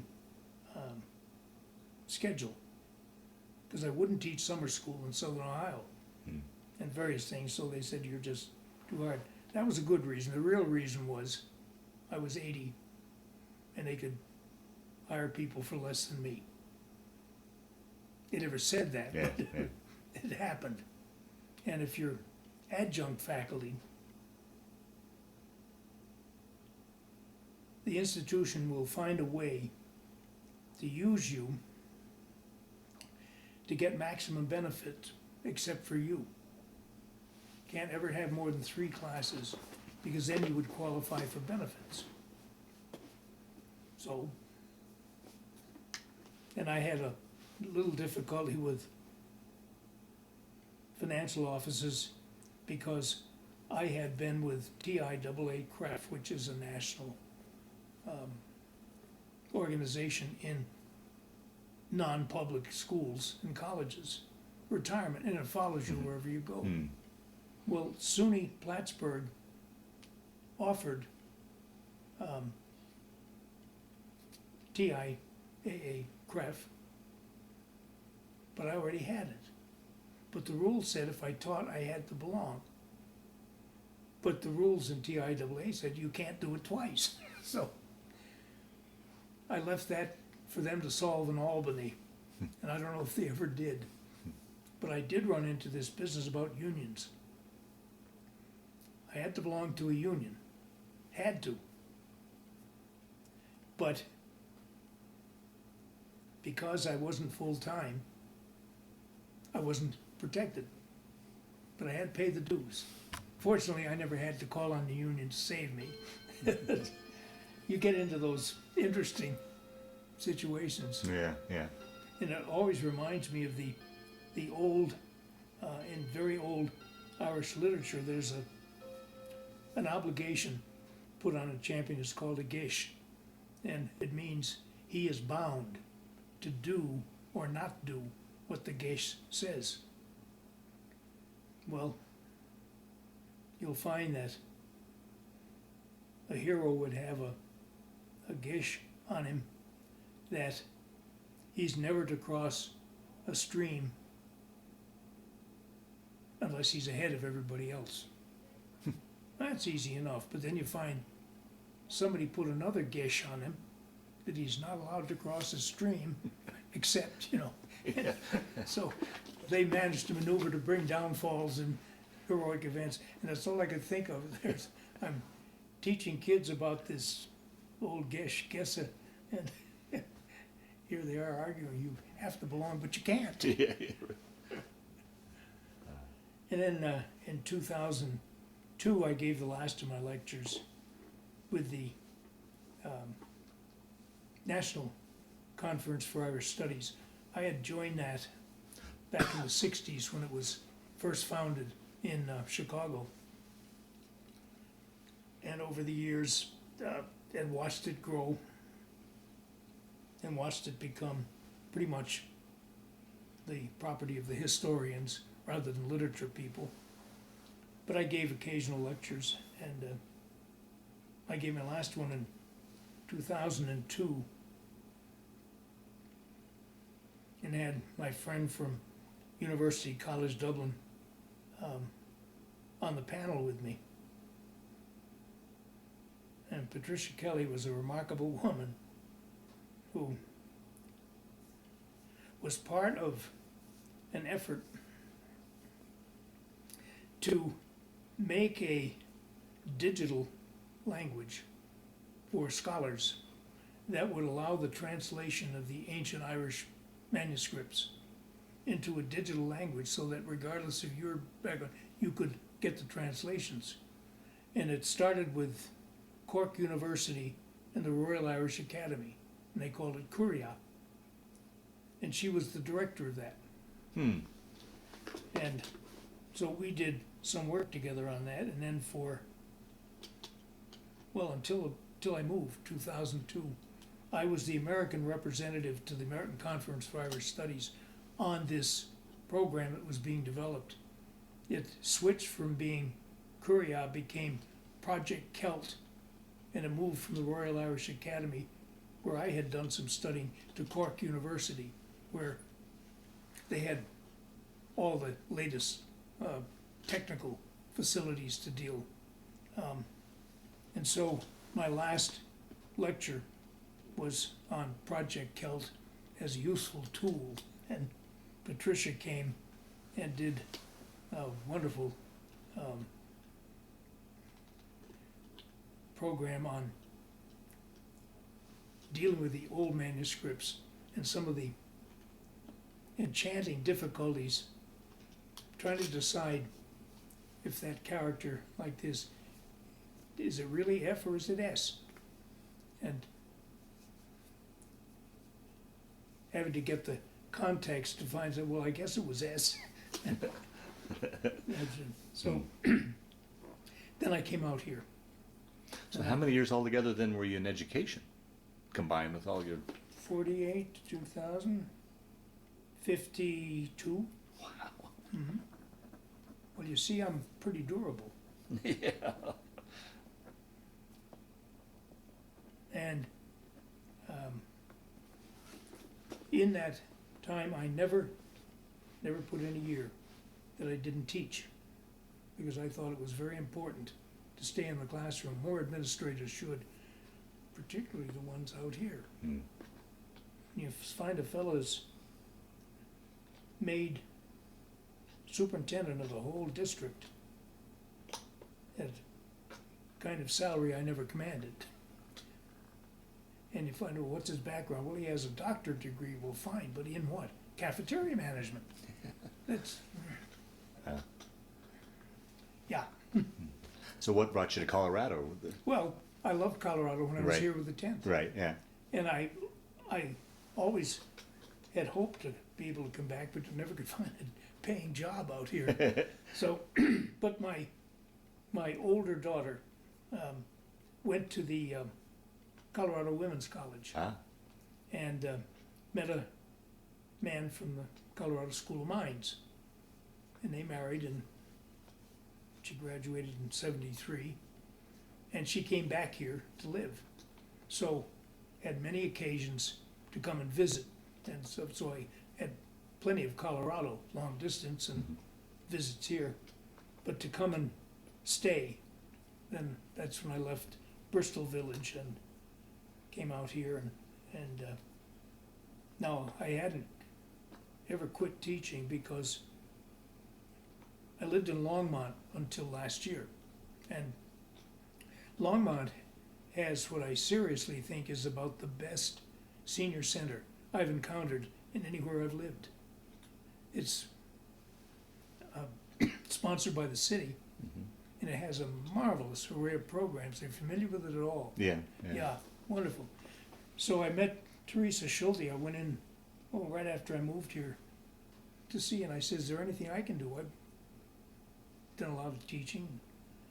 So I got on the program, and for the last 8 or 10 years, I've been doing programs for the senior center there Oh, wow. on everything from Celtic to whatever I thought would interest people. And what I like about the clientele at that senior center is they're interested in being educated, not entertained. And there's a big difference. Mm-hmm. Mm-hmm. Now, I had the experience while I was at Wesleyan as an undergraduate, both before and after the war, of being on a first name basis with Robert Frost and Robert Coffin and Wilbert Snow. They had a program where Frost was at Amherst, Snow was at Wesleyan, and Coffin was at Bowdoin, and they would take turns. And once a year, they got together on the Wesleyan campus. And if you were one of the lucky ones, you were invited to come to Bill Snow's house and listen to him talk about poetry and such things. And I had originally, we had a little private joke, those of us who were part of that. It was warm nights with frost and snow. And we part of that. Well, when Coffin came along, we changed it from frost to snow to Coffin. And we got to listen to him talk about contemporary poets and poetry and how to do it, to argue about the turn of a word. is it better, Bill Snow said, is it better to talk about the bornin' of a baby or the birthin' of a baby? And they would go on, and Frost was an interesting man. Wow. Not the kindest man in the world. No. No. Hmm. But very fixed in certain ways. He liked softball. And we'd play a little at softball. And he thought it was okay, not only okay, but it ought to be a regular rule that you could slide into first base and be safe. You couldn't dissuade him. But we had some interesting arguments about that. We did. Coffin had a marvelous speaking voice. And at that time, he was better known and more popular on the circuit than either Frost or Snow. Really? Huh. And that didn't sit well with Frost. And I remember when Edwin Arlington Robinson, who was another one of the main poets, had a 50th celebration. I remember it was his birthday or 50th poem or something, but he issued invitations, and Frost declined. And Mark Van Doren, I think it was, who asked him, "Why didn't you go?" And he said, "There's only room for one heavyweight champion." Wow. And I had a lovely story. I wish I could have told it to Frost, but he was gone by then. When I first moved to Bristol Village, I joined the men's chorus, and there was a very good musician woman who did accompanying and arranging. And she wanted to do a program. I've forgotten the name of the composer, but it was some of Frost's poetry set to music. And one of the poems is "Two roads diverged in a yellow wood," and he went on. And she wanted that recited as the introduction to then the choral version of that. And I said, "Well, Margaret, I happen to have Frost on tape reciting that poem." "Oh, wonderful, bring it in." So I brought it in and played it, and he read his poem, "Two roads diverged in a yellow wood." And she listened, she said, "That won't do. That's not the way that poem should be read." So we didn't use Robert Frost, we used her husband.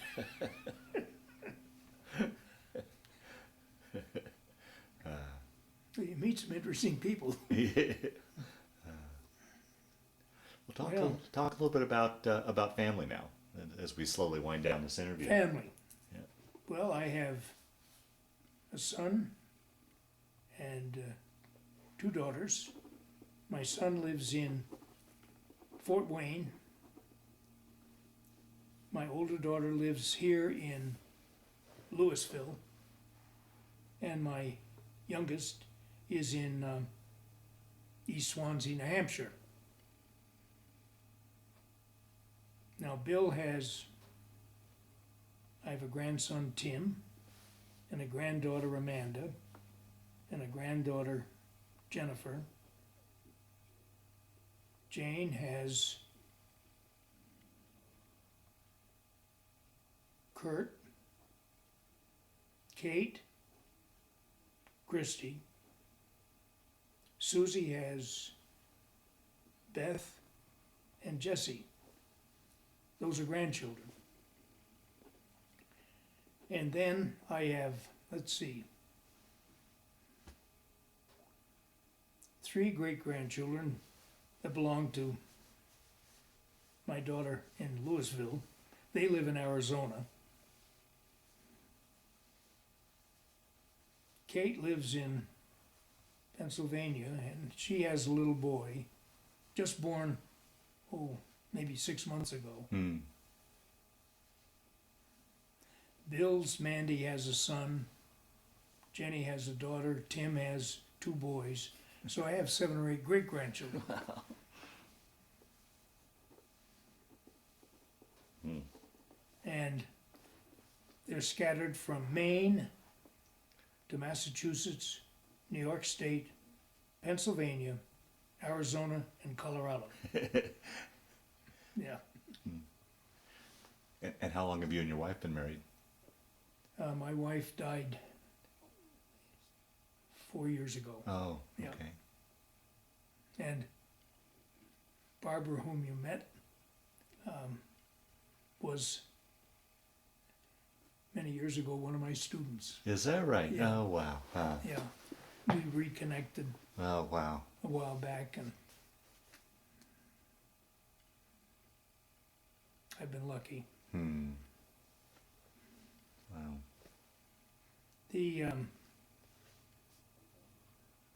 There's a couple of things that bother me about the 10th. And one of them is that cyclically there is a mania for monuments. There's a very appropriate, fitting monument at Tennessee Pass. Mhm. But there's a monument at Vale, and there's a monument they're trying to put up at Watertown near Fort Drum, and there's a highway in New England, and there's part of a highway in New York State, and there's a plaque hammered into Whiteface Mountain, and there are license plates galore, and there's kind of a monument mania that strikes every so often. And it distresses me because it's manifested itself in passing the legacy on to what they call the 10th Mountain Division Light. They're their own outfit, entirely different from us. But they say, somebody says, it's historically inspiring to keep the patch and the legends. I can't agree with that. Yeah. Can I agree with the monuments? Yeah, yeah. And there was a whole group of people called the Descendants who spur this thing around. The 10th alumni who could afford it used to take trips to Italy every couple of years. Well, now the Descendants are doing it. I have to think that I'm sort of favor the last guy with a bottle of Irish whiskey. All right. Yeah. But I have expressed my disappointment and disillusionment a couple of times. It doesn't do any good. I had some good friends in the 10th. Remarkable people. One of my, I thought of, while I was talking about combat, Andy Hastings was a first-rate musician and a first-rate skier. And he was badly, badly wounded. And after the war, I had lost track of him because I was in Chicago and he was back in New Hampshire. But they told him he wouldn't walk again. So Andy got on his bicycle and he pedaled out to Los Angeles and back. Among other things. But he had a trumpet he brought to Camp Hale, which initially didn't make him popular, but they realized he was really a good trumpeter. And he had a little band after the war, and we'd have, let's see, I belonged to the New England chapter, not the one here. And we'd have meetings, and the band would come and they'd play for dancing and such, and Andy always led the band and did his trumpet solos. But he had a really good ear for pitch, same as I do. And we were in an artillery barrage at one point, and we began to argue. A piece of shrapnel goes by, it goes wing. I said, Andy, that's F sharp. He said, it is not. We began to listen to the shrapnel and argue about the pitch. And Colonel Stone, who was devoid of a sense of humor, was sort of hidden under a rock somewhere and keeping his person safe. Finally, he said, don't you men have anything to do? It's the middle of an artillery barrage. Oh, yeah. Well, I saw a lot of Andy after the war. We corresponded and then got together when I finally retired to the Adirondacks. And when we went on the train from Devon's, I met Andy and his best friend, Dick Mansfield, whom they called Mad Dog, Elton Beard, Claire Simons, Warren Reynolds. We represented, and Chip Lofstead was with me. We had 2 from Wesley and 1 from Brown, a couple from the University of New Hampshire, Wow. 1 from Notre Dame. Ray Franklin was from Notre Dame. Wow. Just the 9 of us. Then Dick Mansfield, when we got down to the train, was told by the corporal, "You're in charge. You're the acting corporal." And Andy said, "Why?" And he said, "He's the tallest." So that gave Dick prestige. I think he's the only one of us left alive now on the train trip. And he's up in New Hampshire somewhere. But Andy was a great collector of information on the 10th. And for a long time, he was the archives before the Resource Center was opened. And he used to write a column for the Blizzard, our alumni newspaper, Andy's Foxhole. And it was always lively and entertaining. But he died very suddenly. Elton Beard, we called him Buck, was one of the most capable manual arts teachers I ever saw. He taught in Keene and around that area, and then he taught in Maine, but he could build things. And I used to go up to his place in New Hampshire, Sand Pond, a beautiful little place. And he had redone his grandfather's cottage so it was year-round possibly. But among other things, he had made a stove. He had the frame of an old, one of those pot-bellied stoves with the open work, and he had built the fill-in members that used to be done with sometimes with sheet metal, sometimes, but he did it with soapstone, which is a great store of heat. It was absolutely beautiful. And he also had some of the earliest recordings done on a cylinder. Oh, wow. And he had things like Two Black Crows and Cohen on the Telephone, and those things that went way back, way before I was around. And we used to get together. He had a ski school at Monadnock.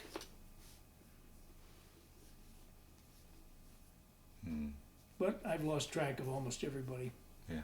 The last ones I knew, there was a fine fellow here, lived in Boulder, Bill Carey's, who had been in F Company and had been the one in the steeple watching when the woman came down to get help for her son. And when I got here, I got a call one day. "Are you Francis Lovett?" "Yes." "You Bud Lovett?" "Yes." "Did you?" "Yes, I did." "Well, I'm..." So Wow. then I found out he'd been, every time I had moved, it was in the register, he kept trying to catch up with me.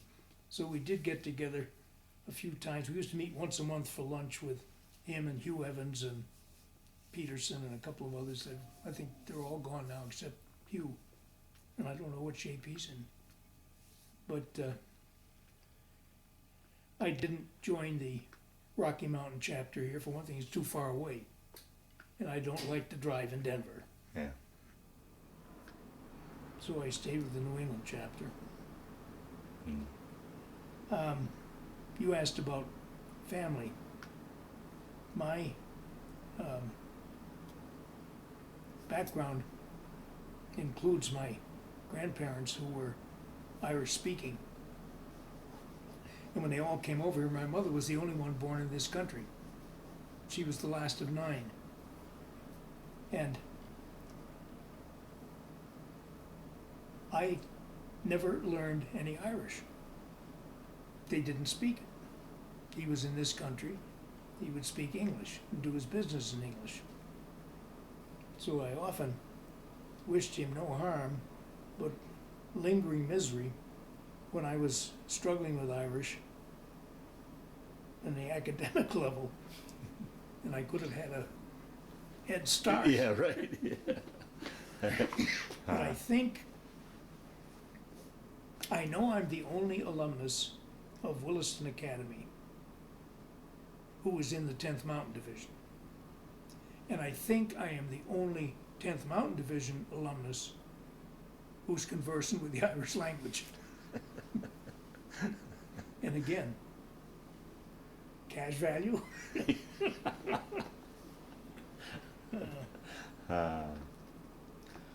Well, the last question I like to ask in these interviews, when you look back on that time in the military, in the 10th in particular, and everything you went through, how did it play a role in your life, change your life, affect your life? Or as fascinating of a life as you had, or was it just simply just a chapter in your life that you went through? How would you answer that?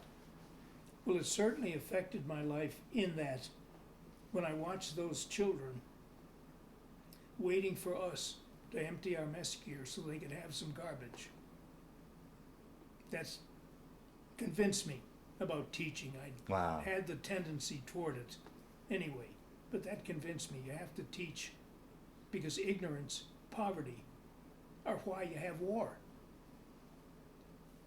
And so far, I don't think I've done a very good job. I spent my whole career teaching people to look at both sides and don't let anybody tell you what to think or how to think. But I can't say I was accepted universally. So the 10th did make that experience, certainly shaped me, finally, fixed on what I was going to do. In other ways, yes, for years I worked summers in the Adirondacks, taught climbing, taught technical climbing, taught wrestling, and had a wonderful time with the outdoors that I enjoyed. I had enjoyed the privilege of leaving Camp Hale with a couple of friends and just going up and camping without reveille and orders and stuff. It's for your free time. I think it taught me how important it is to do something with free time that isn't just wasted. Yeah. It makes you, in a way, restless. I sometimes felt guilty during my teaching career, or sometimes even now I still feel a little guilty because I'm not doing something. Wow. But I learned the value of packing it in. We had a group. We called it the Antipasto Club. And there was Karl Maas, who spoke German and French.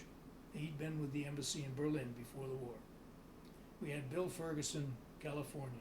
He spoke Spanish fluently. We had Willie Neely, who was aiming for State Department work, and he spoke French and elementary Urdu. And me. I had French and the rudiments then of Irish. So we had this, that was the requirement to get in. You had to speak a foreign language. And we would solicit from our families supplies for an outing. Moss would get pumpernickel, my mother sent oatmeal cookies. Bill Ferguson's mother sent rum soakies, which were very good, and such. And we would go out and have a weekend. Sometimes we'd find a place to fish, and sometimes just camped and didn't do anything, just talked, settled the affairs of the world. Wow. And 8. But we always took wine with us. And one time, we went up a little area that we kind of liked on Homestake. And knowing we would come back, we buried our wine. And got back and found out we were going to Texas. So, somewhere up there on Homestake, Oh, wow. there'll be a few glass shards. I'm sure the first winter got them. But we always look back as long as we were communicating as, you suppose anybody found our wine? Wow. Great story. Yeah. It made a difference in my teaching, the experience in the 10th, because I learned how very important it is to be accurate in communicating, and how easy it is to be misunderstood if your tone of voice is wrong.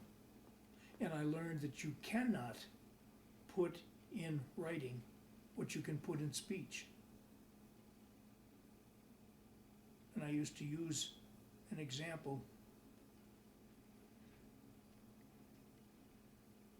Where are you going? What? I said, where are you going? Where are you going? What? Whole different answer. Yeah. You can't write that. So I have always tried to say accurately what I want people to hear. I haven't always succeeded. They sometimes heard what I didn't say. But I think that's important, and that comes from having listened and observed people give orders and have the order misunderstood because the tone of voice or the use of words was wrong. We had one, and I confess I've never given his name, but I used his language in teaching younger kids how not to say things, because this sergeant was giving us information in something, and we challenged him, said, no, come on, that can't be right. And he said, no kidding, man, I have saw it did quite some little. And that stored here, and I've used that many times. Now, we knew what he meant, but he certainly had no respect for his language, or he didn't know any better. But he was in a position of command, and that puts a big obligation on West Pointers. Yeah. I did have the pleasure of knowing a few politicians in the 10th. Francis Sargent was a nice man. He became officer, and when I knew him when I was doing Royston Academy, he was governor of Massachusetts and invited me to the inauguration ball.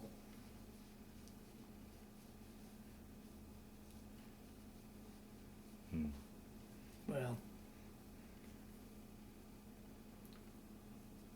what else is of interest to you? Have you covered me? Well, that's my question. I know we probably got the tip of the iceberg of your story, but is there anything, any questions I didn't ask you that you wanted to talk about? Any stories that have floated to the top as we've been talking here, or do you think by and large we got a pretty good, well-rounded look at? I think so. I your think story. it's important to know that the 10th was not all physical hardship, that there was fun and games. Yeah.